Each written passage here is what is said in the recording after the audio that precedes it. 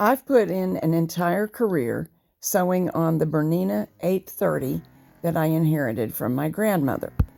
The machine has helped me make wedding dresses, ballet costumes, oodles of alterations, draperies, all kinds of things. Recently, the stitch length adjuster totally stopped working. I could sew, but I could only keep it selecting the longest stitch length. Jack has now successfully fixed it. It took several tries. First, Jack is going to summarize. He'll reference a couple of things you haven't seen yet, but you will. And then we'll show you the process. We'll take this off again since it'll go on and off very easily. Here's what we had. Remember we talked about putting a stack of washers in with a little neoprene washer on the inside to make this work. What I didn't know is this shaft goes into a block right inside there. That's that silver piece that you see right there. All right. This black surface is actually a holder that keeps this rod from getting out of that box because the other end of this rod has a left-hand thread. So when you're tightening this knob on the outside, if it actually grips the shaft, it'll start backing it out of that block that's inside there. See, there's a silver block back in there. You can see the edge of it. And that is what this shaft is affixed to.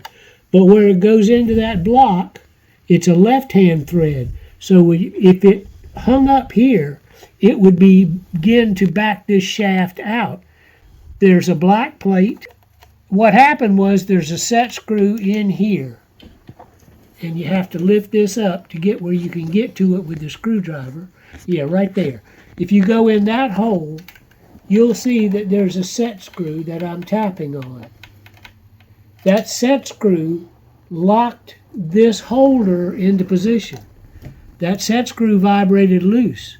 That means this holder wasn't stopping this rod from backing out. The more tension you put on this knob to try to hold it in place, the more the vibration backed it out of its control block. So, am I right in thinking that although replacing this was pretty straightforward, we had a situation where that wasn't enough to fix the problem? That's right. And what I finally saw was every time I got something a little thicker than what we've got now and ran the knob in, there was more shaft sticking out every time I did that. That's why we had to get this plate off, the inside plate off, where I could look down in there, and I don't know if there's a view from the top now. I don't think so. But I could get down in there and see that the set screw in here had backed off of that whole black holding plate right there, so that every time we got a little tension on this rod and tried to tighten this knob up, the left-hand threads were backing themselves out. All of the knobs down the front of this plate must be removed to do what we need to do. When they've been on a long time, sometimes it takes pliers to get them off. Be careful because there are striations to make the knob grippable, and you don't want to damage those. There we go. A nut plate that can be lost. Right there is the tip of the screw. Run it in so that it holds this nut place in place.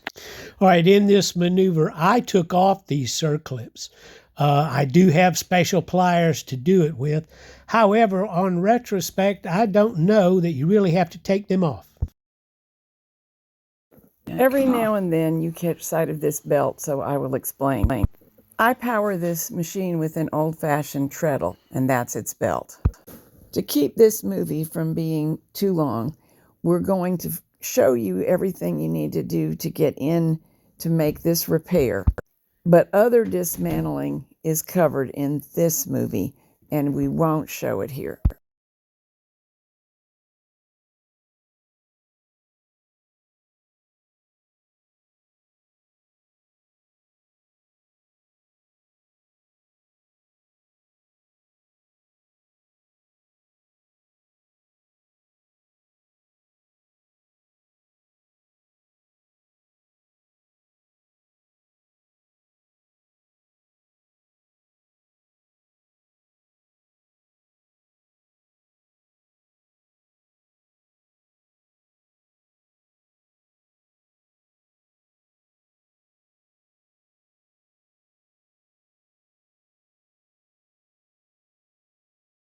Whenever there are grooves and cutaways, here it is the position, and you see that spring locks it into that position. And then you have to force it out until it gets to the next position. And it'll only go one way. It'll go this way against the spring, but it won't go the other way. That's why this spring is that in that configuration. And I'll get it out of here and let you see it. See how it's flat here and it's curved there? Mm-hmm. That's built to keep it from going but one direction. It'll back up and lock in, but this wheel will not turn against the flat of that steel spring. That is the buttonhole phases. That's why it only goes one way. Yep. That nut right there is spinning around. Yeah, let's get this out and see what's not going on that should be. That's a lock nut. So that plate is what holds that rod, which I need to put back in there. All right, so if that were straight, then this would not rotate. Let me see. Oh, it's left-hand thread. And you're supposed to be a wobble washer. It also looks like it has crud on it. It does, but it's not doing its lock washer thing. I'm going to turn it around. And this is an instance when it's not righty-tighty, loosey-lefty, because it's got, that's it right there. There is a flat on this rod. See it? Mm-hmm. So that's what this is supposed to be locking into place. And it is not doing it. That's right. So we're going to rotate the rod. We're going to have to get this off. Okay. That one screw on the bottom lets that end plate come off. I've had that off before, my brain said. And again, there's you a nut plate that will come out if you're not careful. And we talk about those a lot on our knitting machine end caps. But see, it's floating in there. Mm-hmm. Well, we'll just be careful. That's right. Let's get this out. Screw this in. Hold the flat of the rod so it can't rotate. And then we're going to run this in, which is backwards. It's left-hand thread. So you would be actually trying to loosen it to get it to seal against its lock washer. And there it is. Now this can no longer rotate once we get the flat in and get it locked into place. And that's what this does. See, the giveaway is screw slot here, nut here. So what we're going to do is we're going to back the nut all the way to the butt end of the threads up against the smooth stuff. We're going to put the plate on, and we're going to start this in until it locks that rod into place. Then we'll hold it here and run the nut down to lock it in. You see this knob post has a flat spot on it. All right, and the knob that goes on has a set screw. So the set screw goes to the flat spot of that post. So when you screw it in, it has to turn the shaft because that screw won't come away from that flat spot. That's how these work.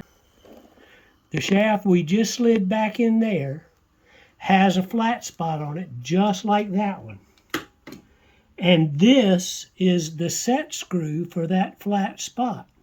But the difference is we run it in just like we would the screw in the knob right there. Mm-hmm.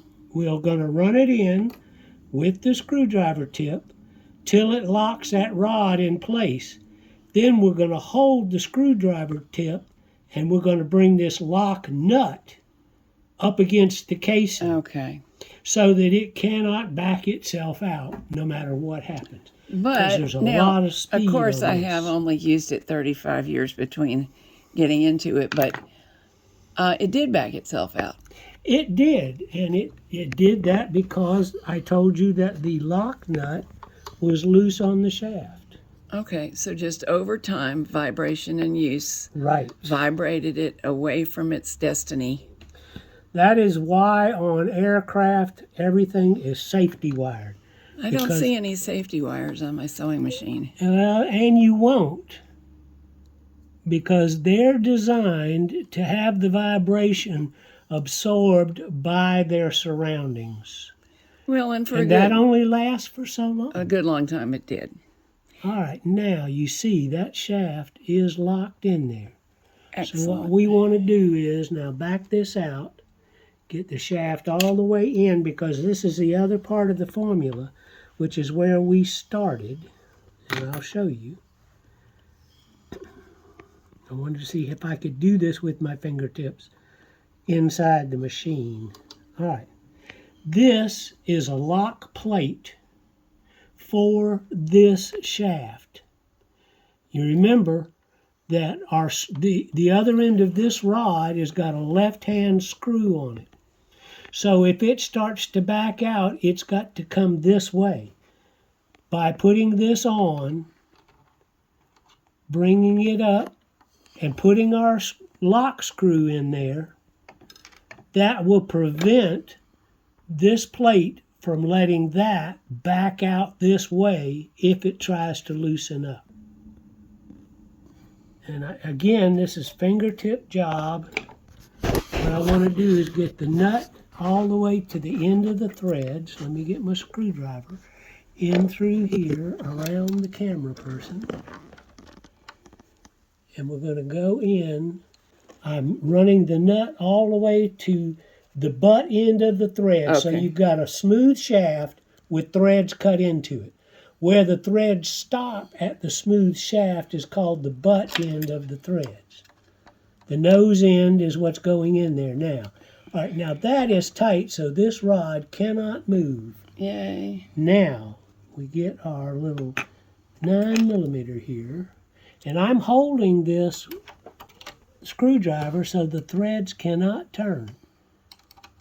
Oh, now here comes the nut, right? Right. Now I'll use fingers first, but there's a washer on there, and it's a compression washer. So now I'm going to tighten this up, and you got another 35 years before it comes off again. If I remember correctly, the little knob that goes on here had a rubber washer. This lever is spring-loaded to the down position. It wasn't going all the way down, and look, that little dust cover is broken. We'll have to go in and get that out. To replicate the broken dust cover, we have a plastic material that we can drill and cut with the X-Acto. We want it to be 2 slots and a hole, so we're going to do some drilling, and you can see I'm taping it so that we have the old one over the top of the new one. Sometimes a pilot hole was necessary with the smaller drill that you see me using. You can see the process is pretty straightforward. My soft plastic clamp holding that throwaway wood block to the table edge, and we got to keep everything lined up just so. So that's what you see me doing here, and plain old masking tape will hold these 2 pieces together. Now it's just the new piece. Taking our X-Acto knife, we've cleaned up our slot, and that's where the screw is going to ride. So we have a little stop pawl at the top of the machine. That is what this little slot is for. That little slot is for a stop that's on the machine. This slot right here is for the adjuster, which will move this in and out. And then now we have the slot for the set screw, so wherever it lands, we can tighten it up. The little stop pawl, and our slot is on that one. This is the cam that's going to move this to the right position, and then down here is the slot for the screw. So once I get the screw started, I'll rotate this cam pawl right here and show you how it's going to move that in different positions. It's moving in this slot. It's an eccentric. this piece right here that I'm touching is an eccentric. It's got a hole that lets it loop back and forth. So if I rotate it one way, it loops towards me. If I rotate it the other way, it loops away from me, and I'll get the screw started, and then we'll figure out what the correct position is. When I rotate it clockwise, it starts coming towards me. Now it's starting to move the piece that I just made. So we want to back up just a hair. Now it'll start going away from me. Now the piece is settled in smoothly. But that's why there's a slot here and a slot under the screw.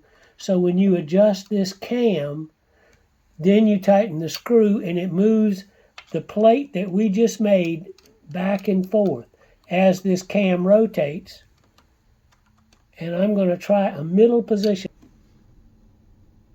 All right, we're in a position now where that adjusting cam is in the middle of the slot that I made. And there I am changing the stitch length with the lever, and the old broken piece that we had stuck out far enough that it wouldn't let it come back down. And all it's supposed to do is protect the movement from hitting this edge or anything getting in from this side. You don't want any debris getting in here while you're sewing. So when this moves back and forth, it's protecting the opening that is created right in there. The feet on this have to go on that knob right there. All right, there is a stop here, if my camera person can show it. A stop there, and there's a circlip on it that accepts this fork right there. So that fork on the stop and the slide here must go in the fork there. What I'm doing is using my little screwdriver to align that follower that I showed you so it'll line up with that arm. So you got three things to line up at one time.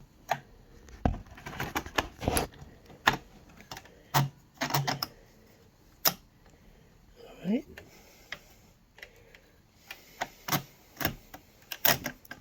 There you go. That's everybody but these two guys. And we're in there. Yay! And I'll start a screw and make sure everybody's where they're supposed to be.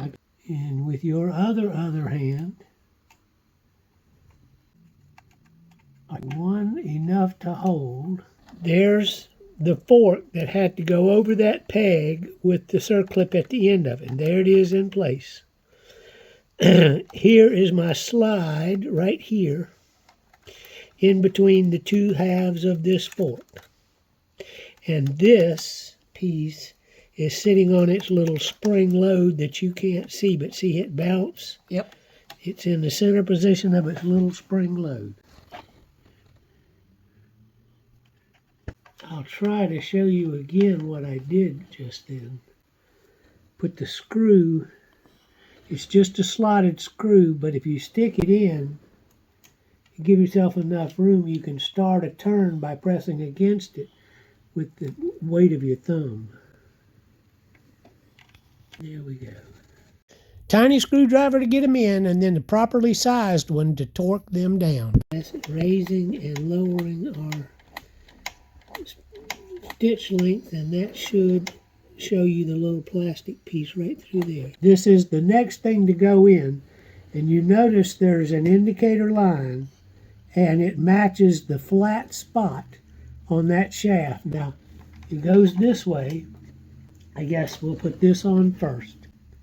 And it's showing me the positions of these numbers. The flat part of this has to go straight into this square block lined up with that screw so that when we tighten that up, that'll lock this into place.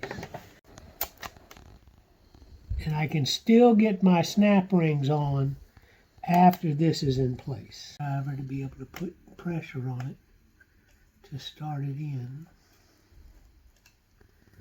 These are slightly magnetic screwdrivers, which I find very helpful for these parts because you can get a lot of angle on it without it getting away from you.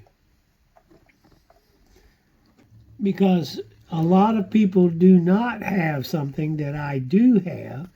I will show it to you.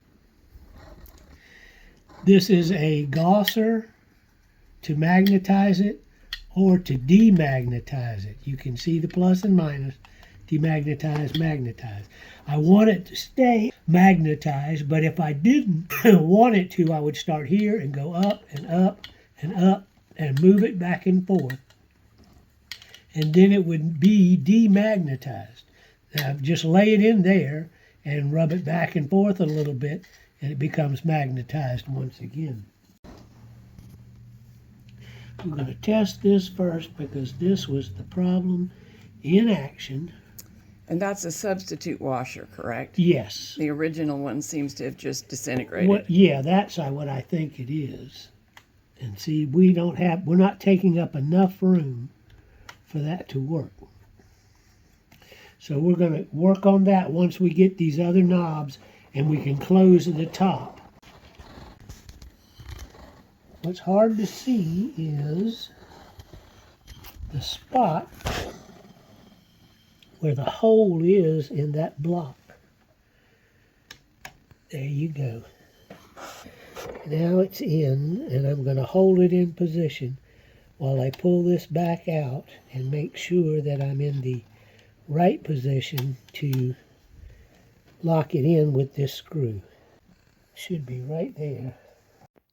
Again, big fat hand's in the way, but I'm using an open end wrench to tighten up that set screw.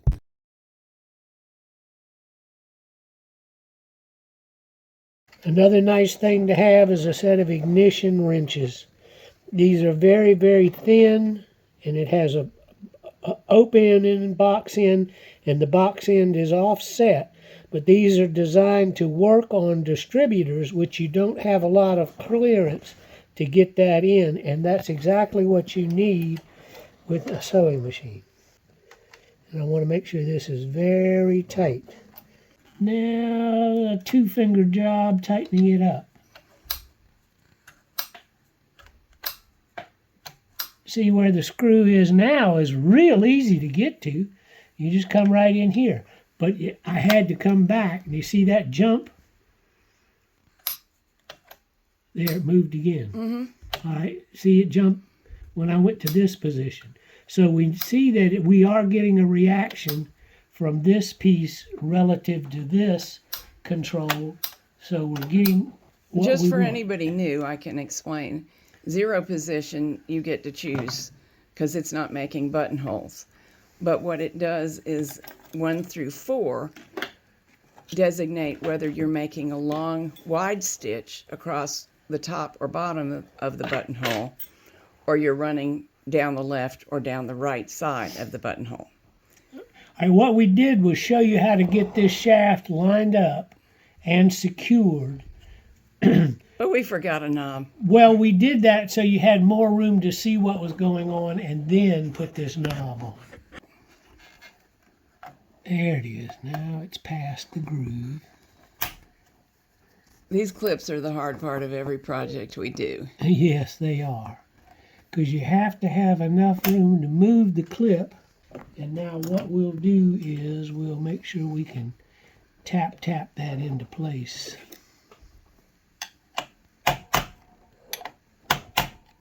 All right, that's secure. The distinguishing mark on this shaft is the flat spot. We're trying to line it up and get it into its retention block so that we can put the set screw in and hold it in place. Aha, gotcha. There's that follower that had to be in those teeth. So that's 0, so now it's at the minimum amount of travel allowed, and now it's at 4. But that's what's controlling it, is that right there. There you go. It's a bear, but there it is. Now we make sure it's tapped into place.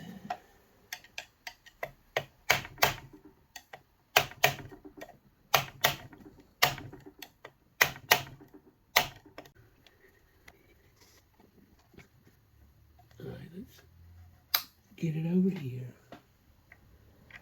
I can tighten it up. All right, another thing that we did, this is the knob for the buttonhole maker. And what I did was the screw is at the very bottom, and I had no idea where it was at, and I was feeling for it.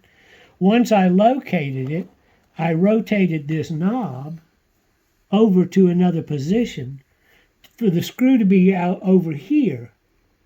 But what I did not realize is with this, anywhere but 0, this set of adjustments don't work. That's the zigzag width. Right. And the buttonhole is overriding it and bossing it around. Right. So what we're going to try to do is get the screwdriver in, get this on the shaft, very carefully run our set screw in with it in the 0 position. All right, here's what happened. One day, this worked just fine. Catherine came in. She was stitching. She was up here.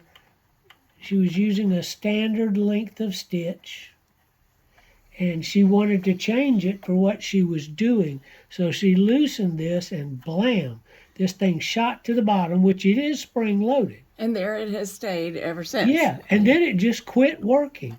And what I was seeing was, at the time, that there was nothing to friction against to hold that in place. Yeah, there was probably a piece of rubber, just like we've used this silicone tubing. There was a piece of rubber there, and it might have been a little piece of neoprene, but it disintegrated. Time took its toll on it, and so there was nothing to friction this surface against when you ran it up its threads to hold the stitch length in the right position. Now we've put this piece of silicone tubing on. And when you saw us dismantle, there was a washer there. That is not original. That was an earlier try that did not succeed. I think I had a little piece of soft plastic, and I used the washer between the plastic and the knob, and that disintegrated. So now we have something that should last for a long time, that silicone tubing. This is the slide with this little indicator line on it. There's a line right there. That line is the indicator for which one of these marks you're on. Now you know this is the right slide because the width from here to here is exactly the width of that slot. So we're going to lift this up. We have a piece of silicone tubing on there so that when we tighten down our knob, and we want to be on 2, so we raise it up till it's nearly there, and then when we tighten our knob down against that silicone, it should free it, so that it holds. So if we loosen it, we can go up, and then we tighten it so that the silicone becomes a friction washer to hold that in place. And it looks to me like that is working. Here's the criteria that we have, is that it has to go outside of this slide spacer, but it's got to have enough thickness here to press against the sides of the slot when the screw is engaged. Does it need to be slightly cushiony? Is that part of creating enough friction? It does. Friction? It needs to be, it needs to be a friction surface. What I'm saying is it doesn't have to be this thick. This is pretty thick tubing. It could be a half to a third the thickness. The tubing wall, you mean? Right, the tubing wall could be a half to a third that thickness. This is what I had on hand with a big enough inside diameter for me to get it squeezed into this holder. And you got to have enough room so when this holder, the slide, is bottomed out against the casing inside, there's still a little bit of rubber sticking out for us to tension against. But that does solve the problem. I'm so happy. The machine is back together and the stitch size adjustment is working normally.